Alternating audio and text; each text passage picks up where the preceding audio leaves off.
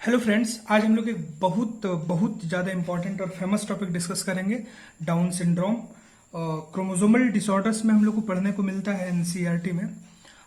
वैसे इसमें पूरा ब्रीफ डिस्कशन करेंगे, बहुत बढ़िया से, मतलब लगभग डाउन सिंड्रोम का जितना कंटेंट पॉसिबल है सब 8-10 मिनट के इस वीडियो में आपको पूरा मिलेगा। पूरा वीडियो देखिए, खूब शेयर करिए, बहुत अच्छा फील आपको आएगा और बहुत मतलब complete discussion of down syndrome है। तो आइए देखते हैं। देखिए, डाउन सिंड्रोम, ये जो डाउन सिंड्रोम है इसको पहली बार डिस्क्राइब किसने किया? तो इसको पहली बार डिस्क्राइब किया डाउन ने, एल डाउन ने। इसके विषय में एनसीईआरटी में आपको नाम लिखा है, दैट इज लैंगडॉन डाउन ने। कब किया? तो 1866 में किया। इसका दूसरा नाम क्या है? Mongolian disorder. It is also known as Mongolian disorder. इसके विषय में एक तो डेटा एनालिसिस वाली बात आप सुन लीजिए कि अगर कोई फीमेल 21 ईयर्स में उसकी शादी होती है और उसको बच्चा होता है, तो उसका जो बच्चा होगा उसमें प्रोबेबिलिटी डाउन सिंड्रोम होने का कितना होगा? तो 1 चाइल्ड इन 1500 बर्थ, मतलब 1500 बच्चा में down syndrome, more than 1500 birth में एक बच्चा ऐसा होगा जिसको डाउन सिंड्रोम होने की संभावना होगी। अनलाइक दैट, अगर कोई फीमेल 45 ईयर्स ओल्ड में प्रेग्नेंट बनती है तो हर 25 बच्चा में एक बच्चा के डाउन सिंड्रोम होने की संभावना होगी। तो आप अंदाज लगा सकते हैं कि लेट मैरिज की कंडीशन में कितनी समस्या आ सकती है जेनेटिक डिसऑर्डर से रिलेटेड। आखिर ये है क्या? तो this is basically A chromosomal disorder. और यहां होता क्या है? तो ट्राइजोमी इन 21st क्रोमोसोम। किसमें? 21st क्रोमोसोम में ट्राइजोमी होता है। आइए अब इसके डिटेल एनालिसिस हम लोग करते हैं। सबसे पहली बात तो इसका रीजन क्या है? इसका रीजन क्या है? दो रीजन है। एक तो meiotic disjunction, the first is what? The meiotic disjunction, and the second is what? Robertsonian translocation। ठीक है, इसमें जो meiotic disjunction है, फर्स्ट वाला ये meiotic disjunction, this is known as the primary reason for Down syndrome. और Robertsonian translocation के विषय में कहा जाता है it acts as translocation carrier. इसका क्या मतलब है हम लोग आगे में डिस्कस करेंगे, आपको पूरा समझ में आएगा। अभी हम इसके मैकेनिज्म को देखते हैं। ठीक है, अच्छा, इसको क्यों primary reason for Down syndrome मानते हैं, इसको भी हम लोग डिस्कस करेंगे आगे के वीडियो में। पहले समझते हैं होता क्या है। ये जो नॉन डिसजंक्शन है, मियोटिक नॉन डिसजंक्शन, उसमें क्या होता है? तो देखिए, जैसे मान लीजिए कोई एक सेल है और उस सेल में ये क्रोमोसोम है। अभी कितना, चूंकि इसमें एक सेंट्रोमेर, यहाँ एक सेंट्रोमेर, मतलब टोटल 2 क्रोमोसोम है। जब आगे ये सक्सेसिव डिवीजन में जाएगा तो क्या क्या संभावना बन सकती है? संभावना बन सकती है कि नॉर्मली क्या होता है, एक क्रोमोसोम इस सेल में, एक क्रोमोसोम इस सेल में जाएगा, लेकिन यहां जब नॉन डिसजंक्शन होगा तो एक सेल को कुछ भी नहीं मिलेगा और एक सेल में दोनों का दोनों क्रोमोसोम चला जाएगा। फिर फर्दर सक्सेसिव डिवीजन होगा। ये सक्सेसिव डिवीजन जो है ये आगे आगे भी सफर करेगा। जब आगे ये सक्सेसिव डिवीजन जाएगा तो भी क्या होगा? तब देखिए क्या होगा कि ये जो भाई ये फिर 2 सेल में बाइफरकेट किया, तो यहां पर ये मतलब ये बाइफरकेट करके यहां पर 2 क्रोमोसोम, यहां पर 2 क्रोमोसोम हुआ। लेकिन ये जब बाइफरकेट किया तो यहां फिर से कोई क्रोमोसोम नहीं मिला। अच्छा, एक बात याद रखिएगा, जो ये क्रोमोसोमल नॉन डिसजंक्शन है, ये नहीं कि सिर्फ फर्स्ट में ही यहां होगा, हो सकता है आगे भी बाइफरकेट करे।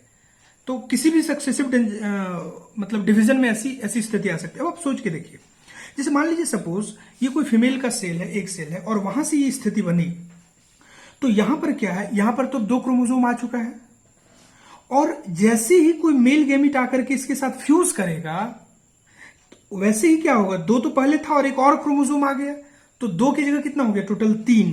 कितना क्रोमोसोम आ गया? 3। अच्छा, 99% केस में, डाउन सिंड्रोम के 99% केस में, ये जो 3 क्रोमोसोम है इसमें 2 फीमेल से आती है और एक मेल से आता है। ये बेसिक है मियोटिक नॉन डिसजंक्शन। तो मियोटिक नॉन डिसजंक्शन में कैसे होता है आपको शायद क्लियर हो चुका होगा। ठीक है, तो बस देख रहे हैं आप, ट्राइजोमी 2 की जगह नॉर्मली क्या होता है? 2 क्रोमोसोम होता है, लेकिन यहां पर हो क्या रहा है? 3 हो जा रहा है। बस यही ट्राइजोमी है। थोड़ा सा लॉजिकल ज्यादा कौन है? रॉबर्टसोनियन ट्रांसलोकेशन, वो टफ है। आइए इसको समझते हैं, इसको मतलब अच्छे से फील करिएगा। देखिए, इसमें होता क्या है, ट्रांसलोकेशन का मतलब समझते हैं। इसमें क्या होता है कि क्रोमोसोम के किसी एक सेगमेंट किसी दूसरे सेगमेंट के साथ ट्रांसफर्ड हो जाए। और ये अमूमन होता कहां है? ये होता है एक्रोसेंट्रिक क्रोमोसोम के बीच में। कहां पर होता है? It occurs between 2 acrocentric chromosome.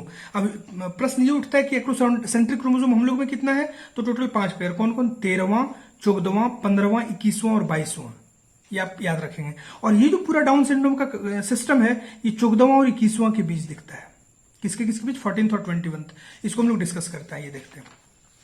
देखिए आप एक बात और समझिए क्रोमोसोम में जो बहुत बेसिक है, इस यहां से एक बार नीट में क्वेश्चन भी आया है, हालांकि हम लोग सिलेबस में नहीं, लेकिन फिर भी हम डिस्कस करते हैं क्योंकि क्वेश्चन आ चुका है। देखिएगा तो ये क्या है, ये 14th क्रोमोसोम है, इसके बड़े वाले आर्म को क्यू आर्म बोलेंगे, नीचे को पी आर्म बोलेंगे। उसी तरह 21st क्रोमोसोम, ऊपर वाला को पी आर्म और नीचे वाला को क्यू आर्म। तो होता क्या है कि ये जो P और Q है ये आपस में ट्रांसफर कर जाएगा, मतलब 21वां का जो Q वाला सेगमेंट है ये 14वां के P वाले सेगमेंट के साथ क्या कर रहा है, ट्रांसफर कर रहा है। देखिए ये उठ करके यहां चला जाएगा और स्ट्रक्चर आप नीचे देख सकते हैं, ये उठ करके यहां आ गया और ये उठ के यहां आ गया, ऐसी स्थिति बनी। तो जो 21st क्रोमोसोम अब बचा ये काफी कंपैरेटिवली शॉर्ट है, क्या है, शॉर्ट है। और इसमें देख रहे हैं दोनों PP आ गया एक। अच्छा इसमें जो P पार्ट है ये तो इसी का है, तो 21st का ही P है, लेकिन ये जो नीचे वाला पार्ट है ये 14वां का P आ गया, तो इसको क्या बोलेंगे, 21P एंड 14P। यहां अब P और Q तो नहीं रहा, अब सिर्फ P और P बचा, तो this is also known as dwell P chromosome. क्या बोलेंगे, ड्विल P क्रोमोसोम। ये क्रोमोसोम का साइज काफी छोटा है, जिसके कारण कई बार जब डिवीजन होता है, ड्यूरिंग सक्सेसिव डिवीजन, ये क्या कर रहा होता है, ये अपने आप धीरे धीरे डिजनरेट कर जाता है। क्यों, what is the reason, the reason is due to the smaller size. मेरे ख्याल से भी ये बात आपको क्लियर हो चुका होगा। अब हम आपसे एक लॉजिकल क्वेश्चन डिस्कस करते हैं जो हम लोग पहले छोड़ चुके थे। देखिए कि भाई ये जो रीजन है डाउन सिंड्रोम का, उसमें मियोटिक नॉन डिस्जंक्शन ही प्राइमरी रीजन क्यों है और ये ट्रांसलोकेशन कैरियर की तरह क्यों काम करता है। तो इसको समझने के लिए आप जेनेटिक्स के एक बेसिक नियम को याद करिए जो आपको अच्छे से याद होगा, दैट इज डोजेज कंपनसेशन। क्या याद करना है, डोजेज कंपनसेशन। देखिए डोजेज कंपनसेशन का एक बेसिक नियम होता था। वो डोजेस कंपनसेशन का नियम क्या होता है, डोजेस कंपनसेशन का, वो डोजेस कंपनसेशन का जो बेसिक नियम है, वो नियम ये कहता है कि जब हम मियोटिक डिवीजन की बात करते हैं, तो